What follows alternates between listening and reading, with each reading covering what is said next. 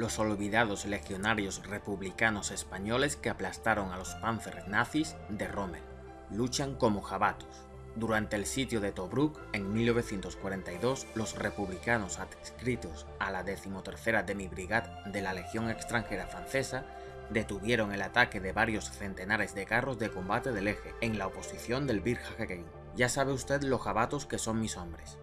Estos españoles son a veces difíciles de mandar, pero a la hora de la verdad nadie puede con ellos. Estas palabras, las mismas que escribió en una carta el coronel francés Marguin Berneret a su superior tras ver combatir a un centenar de republicanos en Narvik, resume de una forma cristalina los sentimientos encontrados que generaban los soldados de nuestro país en la Segunda Guerra Mundial. Ya lo dijo el propio Adolf Hitler de los miembros de la División Azul, a los que calificó de andrajosos.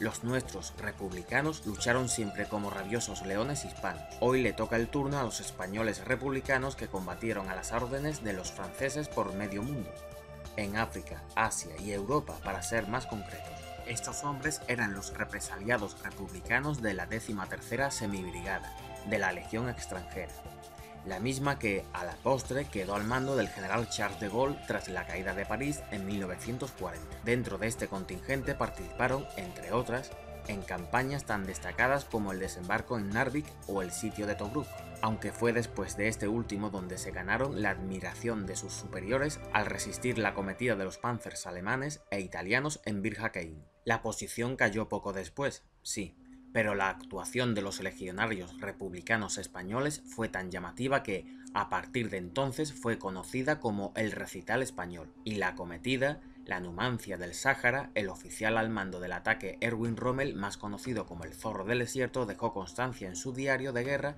de lo aguerrida que había sido la defensa. Pese a su empuje y a la dureza de su intervención, los asaltos concentrados se estrellaron contra la defensa.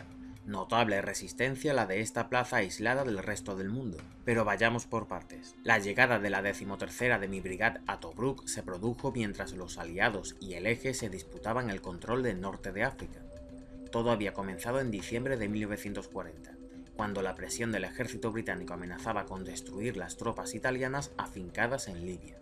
En aquellos días, Benito Mussolini solicitó a Hitler el envío de refuerzos para lograr resistir aquella acometida. El Führer respondió despachando hasta allí a Erwin Rommel con una división de panzer ligera. Sus órdenes eran socorrer a los desesperados italianos y no iniciar ninguna ofensiva. Con lo que no contaba el líder nazi era con que el Zorro del Desierto no pensaba ser cauteloso. Rommel se tomó más en serio la guerra en África de lo que Hitler pretendía.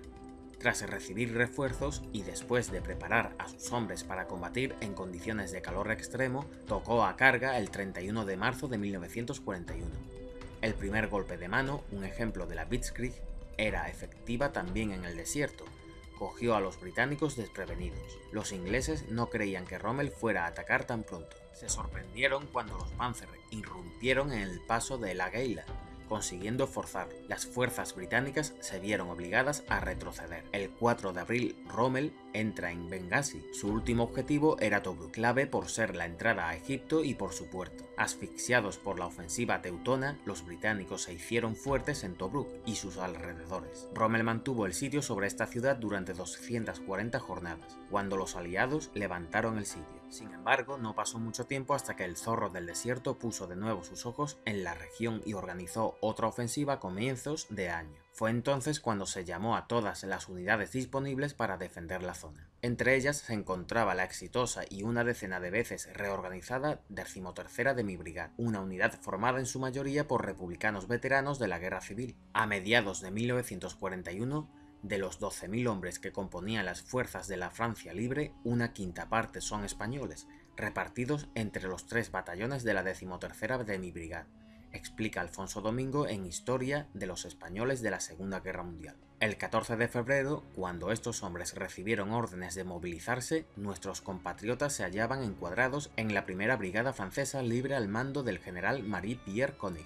La 13ª Demi-Brigade, dentro de la primera brigada francesa libre, recibió órdenes de dirigirse 100 kilómetros al sur de Tobruk y cubrir el flanco izquierdo del 8º Ejército Británico, el némesis de Rommel y el Afrika Korps. Su puesto sería el fuerte de Bir Hakeim.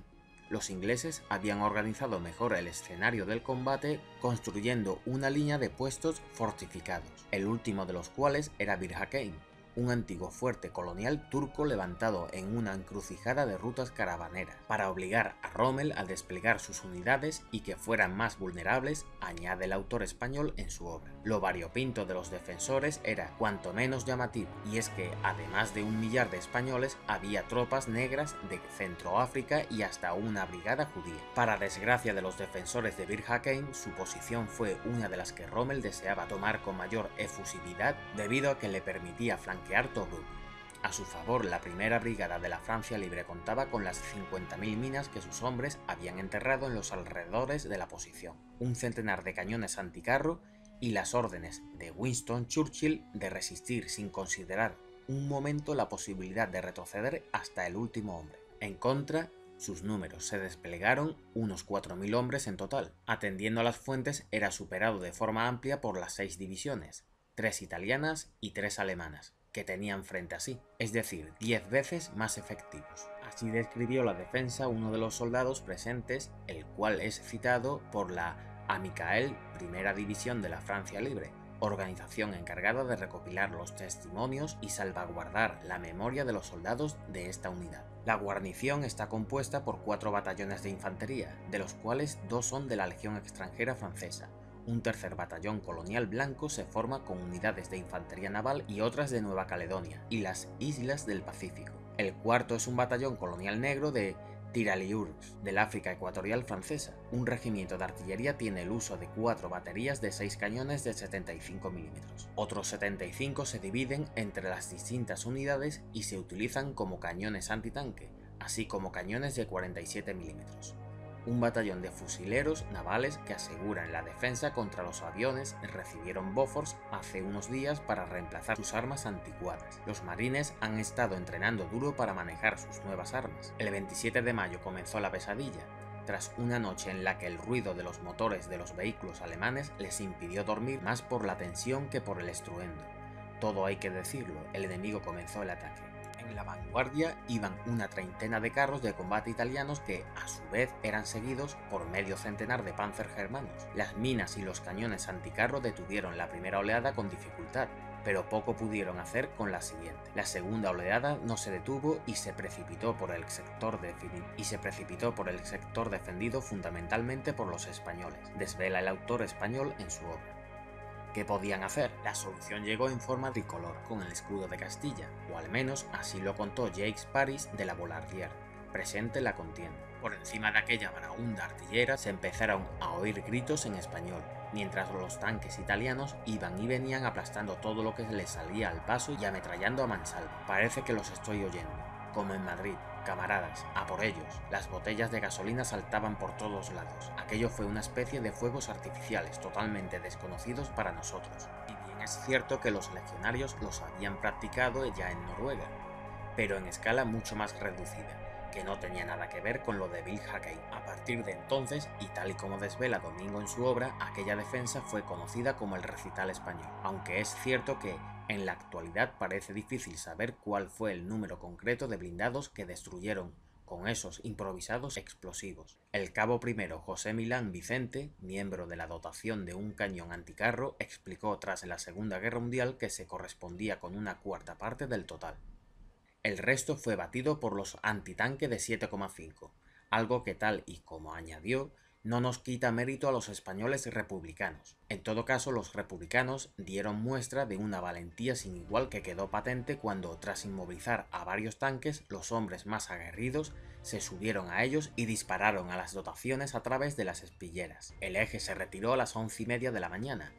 Atrás quedaron decenas de carristas heridos, algunos incluso calcinados vivos en el interior de los carros de combate. O como quedó escrito en el diario de marcha de la 13ª Demi Brigade, 70 y tantos tanques más o menos despanzurrados. Por desgracia no sucedió lo mismo en el resto de fortines. En las jornadas siguientes, un Rommel reforzado no sudó para acabar con las posiciones ubicadas entre Tobruk y el desierto. Lo hizo de forma paulatina, sin prisa pero sin pausa. ¿Qué diríamos hoy? Pero ni sabiéndose solos, vaya, los hombres de Bir Hakeim no estaban dispuestos a capitular.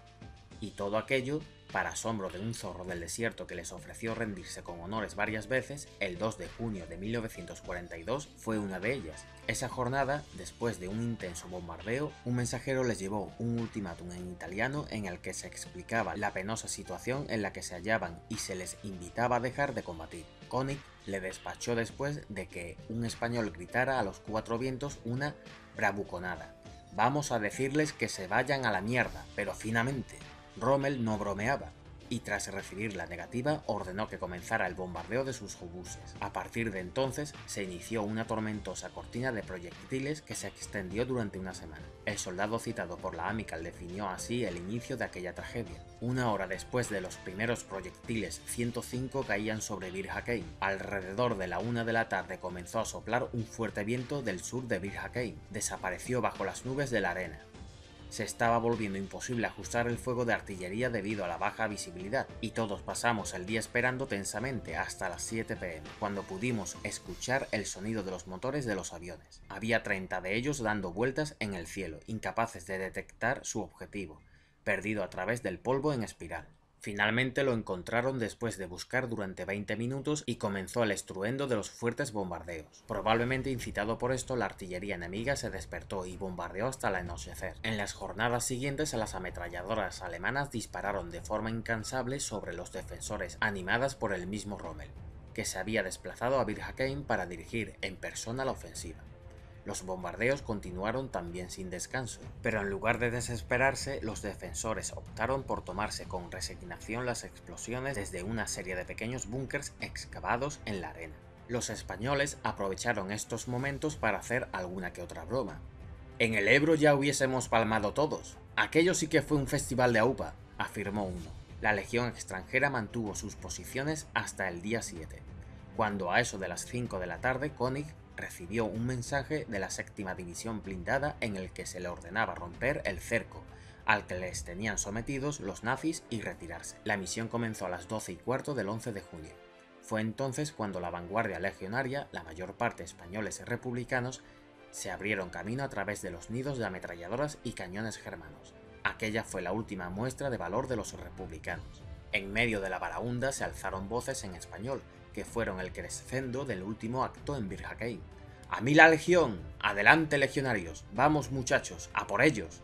¡Como en Madrid, camaradas!», añade Domingo.